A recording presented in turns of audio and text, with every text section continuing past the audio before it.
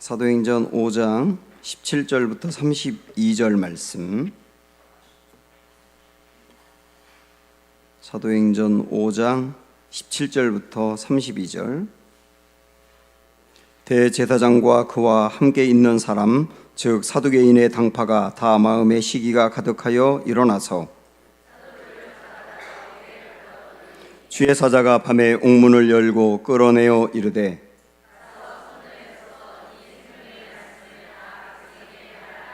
그들이 듣고 새벽에 성전에 들어가서 가르치더니 대제사장과 그와 함께 있는 사람들이 와서 공회와 이스라엘 족속의 원로들을 다 모으고 사람을 옥에 보내어 사도들을 잡아오라 하니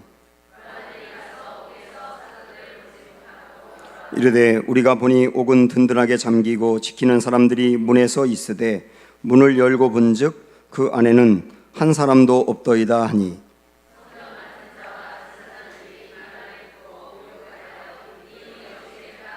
사람이 와서 알리되 보소서 옥에 가두었던 사람들이 성전에 서서 백성을 가르치더이다 하니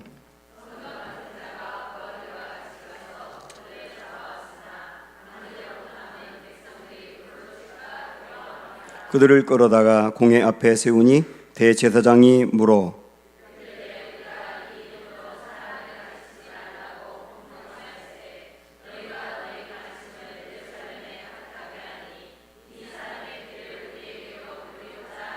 베드로와 사도들이 대답하여 이르되 사람보다 하나님께 순종하는 것이 마땅하니라.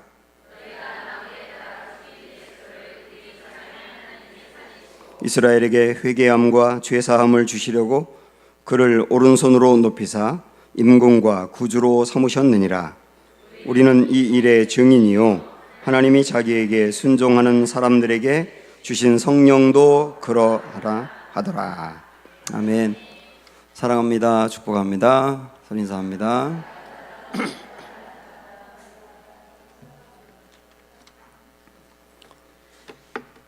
네, 우리 교회 민경주 성도님이라고 계신데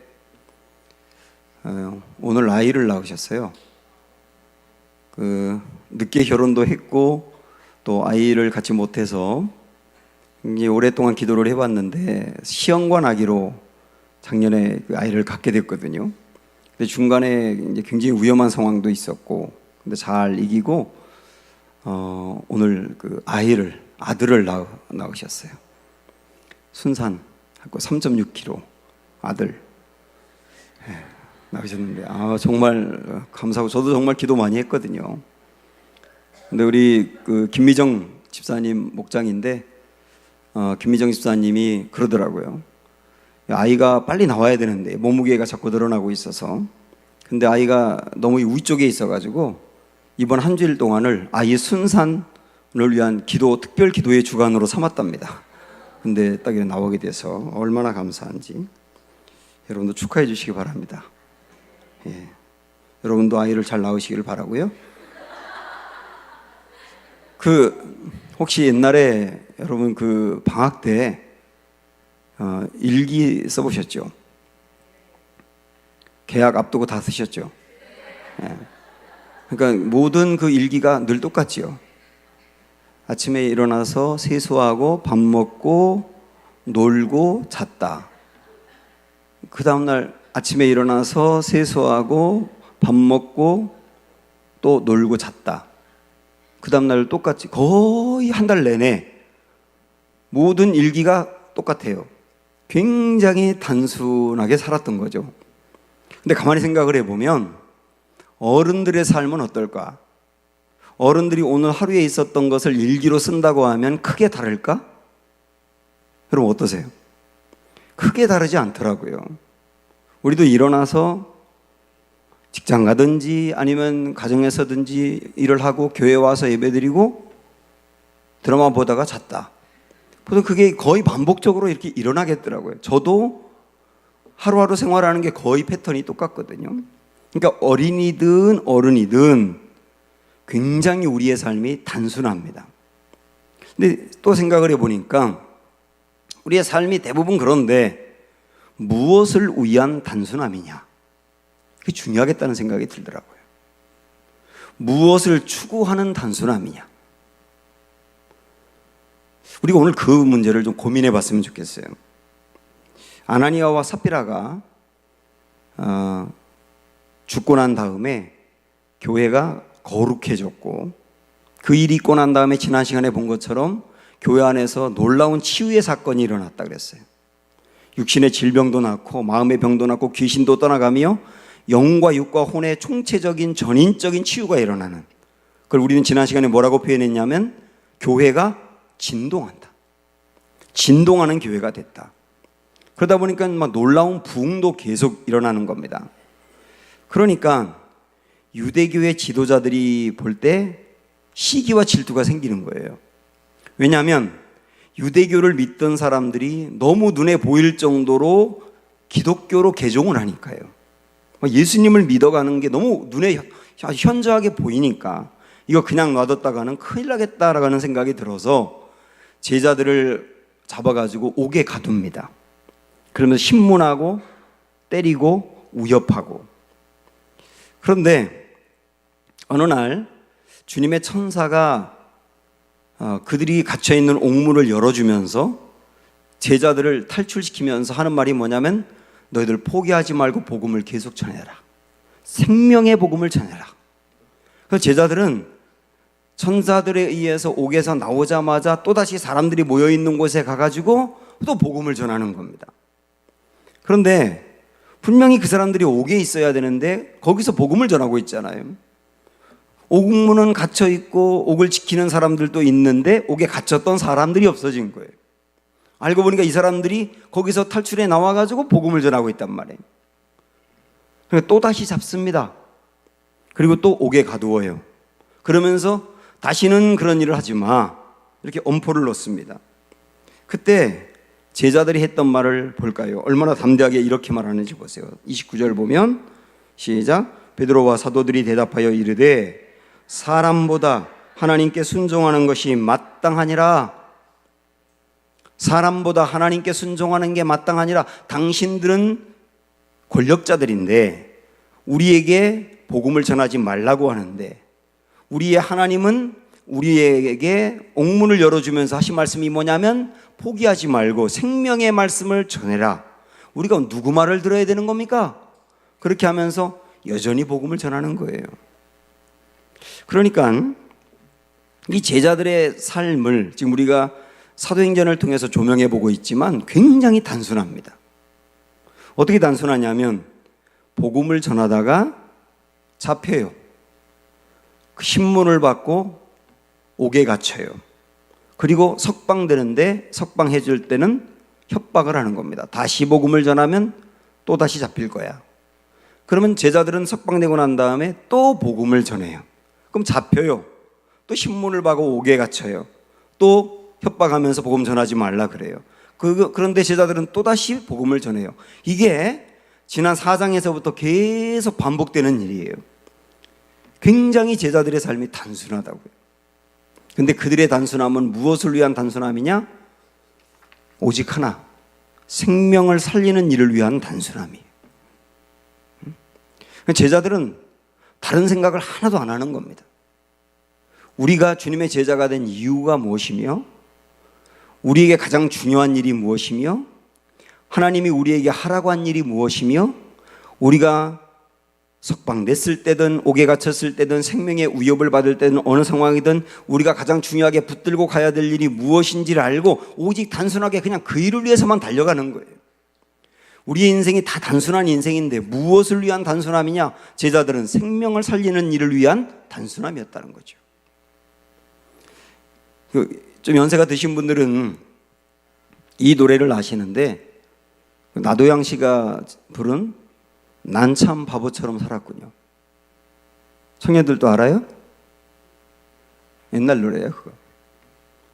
그 난 참 바보처럼 살았군요. 그 노래가 굉장히 인기가 있었는데, 물론 이제 그 난 참 바보처럼 살았군요, 이 노래 가지고 만든 변비약 광고도 있긴 있어요. 이런 건데, 이렇게 좋은 변비약이 있는지도 모르고 매일 아침 화장실에서 그토록 고생하며 살아온 난 참 바보처럼 살았군요. 이런 광고도 있는데 요 노래를 가지고 만든 책도 있어요. 그 역시 옛날에 좀 이렇게 노래 좀 한가닥 하신 분들이 아는 노래, 너라는 노래가 있어요. 낙엽지던 그 숲속에, 이런 부르는 노래. 그 노래를 부르는 사람이 이종용 씨거든요. 이 노래가 6개월 동안 1위를 차지했습니다. 어마어마한 음반이 팔렸고요, 굉장히 많은 돈을 벌었고, 그리고 최고의 인기를 누렸어요. 최고의 인기를 누릴 때 이 사람이 대마초를 핍니다. 그때 함께 피웠던 사람이 윤영주 씨예요. 그래서 둘 다 옥에 갇힙니다.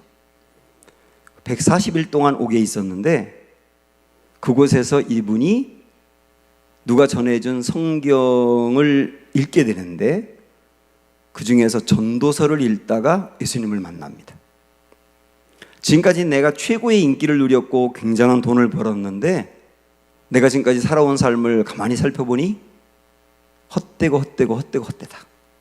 그걸 깨달아요. 그리고 140일 만에 이제 석방이 됐는데 4년 동안 가수활동 중지를 받습니다. 그동안에 이분은 성경과 가까이 하면서 주님께 깊이 들어가서 아주 신실한 크리스찬이 됩니다.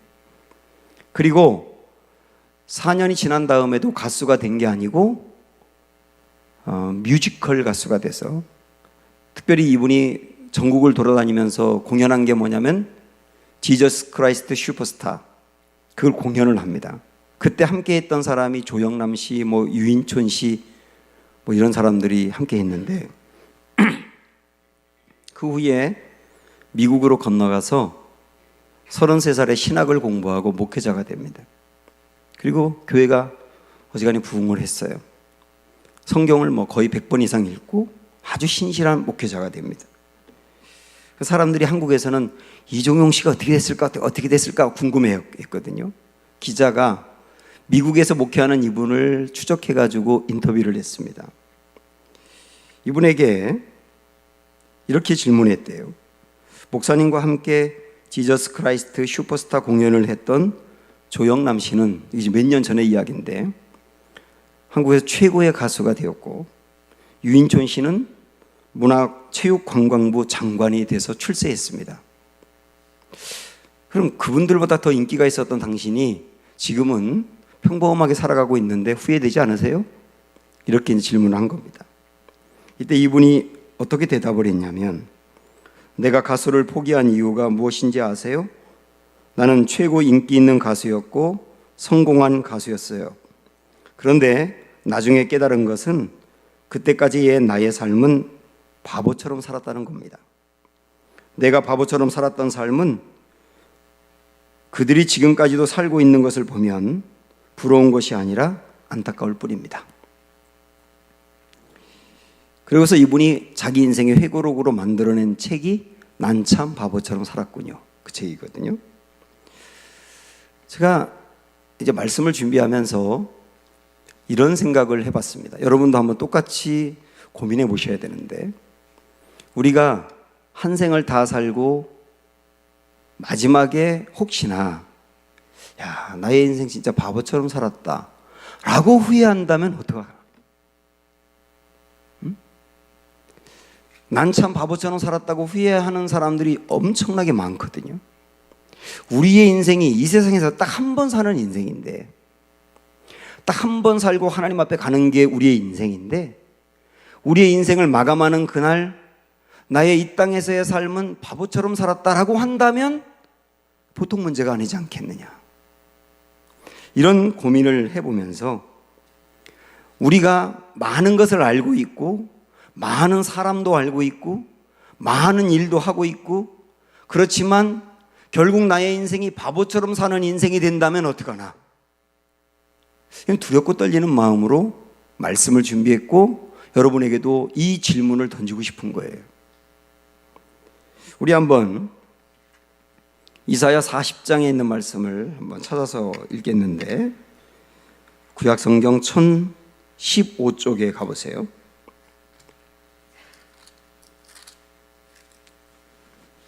이사야 40장 6절부터 8절 말씀.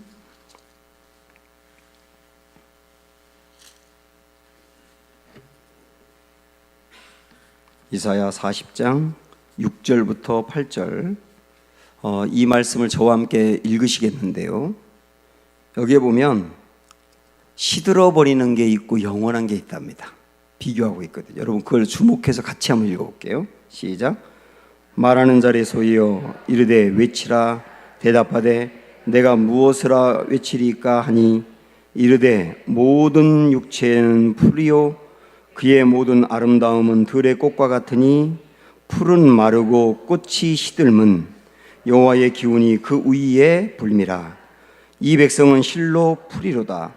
풀은 마르고 꽃은 시드나 우리 하나님의 말씀은 영원히 서리라. 여기 보면 시들어 없어지는 게 있고 영원한 게 있대요. 이게 얼마나 중요한 말씀입니까? 그러면 시들어 없어지는 건 뭐라고 그랬습니까? 꽃이라 그랬어요. 꽃. 여기서 꽃이라고 하는 말은 뭘 의미할까요? 화려함을 말하는 거예요. 내가 이 땅에 살아가면서 나의 인생이 화려해지기를 원하는 사람들이 얼마나 많습니까? 화려해서 나의 이름이 올라가고 성공하고 우리가 다 추구하는 인생인데, 근데 물론 성공을 위해서 달려가고 열심히 사는 게 잘못됐다는 말이 절대 아니고 성공 자체에 나의 모든 인생에 초점을 둔다는 얘기예요. 내가 화려하게 사는데 내 인생에 초점을 둔다는 얘기예요. 근데 그것은 썩어 없어질 거라고 말씀합니다. 이렇게 사는 사람은 다시 말하면 마지막에 반드시 난 참 바보처럼 살았구나 이렇게 결론 내린다는 뜻이에요. 그러나 우리는 이렇게 살고 싶은 유혹에 항상 빠지거든요. 제가 40대 때 대전에서 목회를 하면서 많은 사람들을 만났어요. 감리교만이 아니라 장로교 목사님들 뿐만 아니라 대전에서 이런저런 목사님들 만나서 모임을 갖고 그분들과 교제하고, 그리고 여기저기 들어가서 활동도 많이 하고, 여기저기서 많은 직함도 받고, 방송에 출연해서 활동도 하고, 굉장히 열심히 재밌게 살았거든요. 그러면서 내가 아는 사람이 많다는 게 자랑스러웠고요, 내가 많은 일을 한다는 게 자랑스러웠고, 그리고 많은 사람이 저를 만났을 때 목사님 방송에서 봤어요 이렇게 말하는 게 굉장히 저를 뻐기고 싶을 정도로 좋았고, 그렇게 쭉 살아오다가 제가 우리 교회로 올라오면서 생각을 해봤습니다. 내가 40대 때 그런 삶으로 재밌게 살았는데 이것이 과연 나에게 생명을 주는 삶이었는가? 내가 굉장히 많은 사람을 안다는 게 그것이 나에게 화려함일 수 있지만 그것이 정말 주님이 기뻐하는 삶이며 나에게 진짜 하나님이 원하는 삶일까? 내가 많은 일을 한다는 거와 많은 직함을 가지고 있다는 게 좋을 수는 있는데 그게 꼭 정말 주님이 기뻐하는 삶일까? 목사인 저에게는, 평신도인 여러분에게 모르겠어요. 그냥 목사인 저에게는 그게 아니라는 결론이 생겼어요. 그러면서 저는 인천에 와서 제가 일부러 인간관계의 폭을 좁혔어요. 그리고 활동을 최대한 자제하고 매일 교회 사무실에 앉아서 그냥 말씀 보고 기도하고 책 보고 목회하고 이러는 것이 가끔 이렇게 꼭 살아야 되나, 더 활동적으로 하고 싶은데 하는 마음이 생길 때도 있어요. 근데 경험을 해보니까 그게 꽃과 같은 인생이더라고요. 꽃과 같은 인생인 거예요. 바울도 성공을 하려고 했다면 얼마든지 할 수 있었고, 화려하게 살려고 결심했다면 누구보다도 화려하게 살 수 있는 사람이었거든요. 그런데 하나님은 그에게 화려함과 이름을 날리는 그런 삶을 원하신 게 아니고 생명을 살리는 일을 위해서 부르신 것을 그가 알았어요. 그러면서 그의 인생을 단순하게 좁힙니다. 내 인생, 나머지 인생은 생명을 살리는 일 하나를 위해서 살 거야. 그러나 성경에 보면 그도 고민한 흔적이 보입니다. 왜 그런 고민이 없었겠습니까? 얼마든지 성공하려고 했다면 할 수 있는 사람이었고, 꽃처럼 화려하게 살려고 했다면 살 수 있는 사람이었기 때문에. 그러나 그는 그것이 하나님이 원하는 길이 아니었다는 것을 알고 나는 날마다 나를 처 복종시킨다 그랬잖아요. 나는 나를 날마다 처 복종시킨다.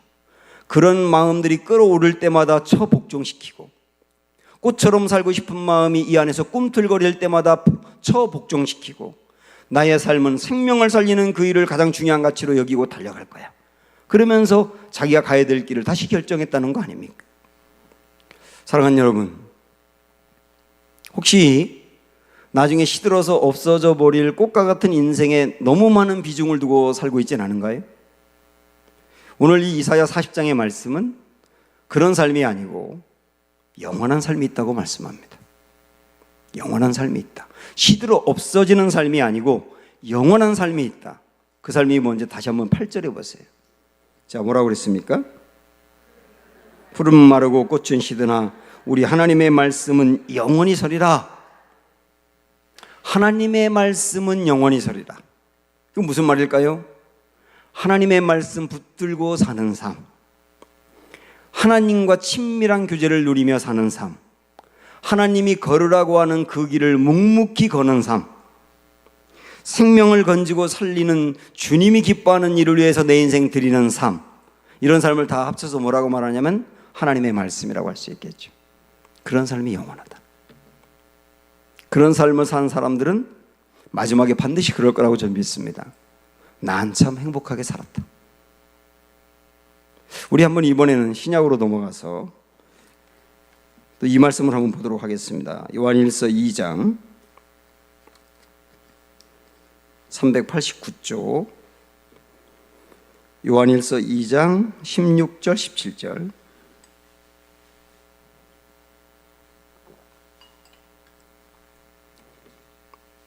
자, 찾으셨죠? 여기도 없어지는 게 있고 영원한 게 있어요. 또 그걸 생각하시면서 한번 읽어보세요. 시작. 이는 세상에 있는 모든 것이 육신의 정욕과 안목의 정욕과 이생의 자랑이니 다 아버지께로부터 온 것이 아니요 세상으로부터 온 것이라. 이 세상도 그 정욕도 지나가되 오직 하나님의 뜻을 행하는 자는 영원히 거하느니라. 여기도 지나가는 게 있고 영원한 게 있답니다. 비교하고 있잖아요. 뭐가 지나간다 그랬어요? 육신의 정욕, 자기의 욕망을 이루기 위해서 사는 삶, 그 지나간다는 거예요. 안목의 정욕, 내 눈으로 기뻐하고 즐거워하는 쾌락에 빠져 사는 삶, 그거 말초적인 신경을 자극하는 것이지만 볼 때는 순간적으로 만족하지만 지나가는 거다. 이생의 자랑, 사람들에게 나를 드러내고 싶고 나를 나타내고 싶어 하는 것을 추구하는 삶, 그런 것들은 전부 다 뭐라고 그랬냐면 지나간다는 거예요. 지나간다. 지나간다는 말은 진정한 만족을 내게 주지 못하는 삶이며 마지막 때에 갔을 때 난 참 바보처럼 살았구나라고 할 삶이라는 거예요. 사랑하는 여러분, 혹시 지나가는 삶에 지금 내가 너무 집착하고 있지는 않은가? 그거 생각해 보시면서 다시 이 말씀에서 그러면 지나가는 게 아니라 영원히 남을 게 있다고 말하거든요. 그게 뭔지 한번 다시 한번 7절에 보세요. 17절 시작. 이 세상도 그 정욕도 지나가되 뭐가 영원합니까? 오직 하나님의 뜻을 행하는 자는 영원히 거하느니라. 똑같지 않습니까? 하나님의 뜻을 행하는 것, 하나님이 기뻐하는 것을 행하고 하나님이 내게 걸으라고 하는 그 일을 묵묵히 걸어가는 것, 그것은 영원하다. 이렇게 걷고 살아갔던 사람들은 마지막 때 반드시 나의 삶 정말 하나님 기뻐하는 삶이었다, 행복한 삶이었다고 말할 수 있다는 겁니다. 지금 나는 어떤 삶을 살고 있는가요? 평소에 진리에 대해서는 등을 돌리고 욕망을 쫓아 마음 내키는 대로 살면서도 내세와 영생에 관심이 있는 어떤 제자가 스승에게 이렇게 질문합니다. 선생님, 죽은 뒤에 정말 영생이 있습니까?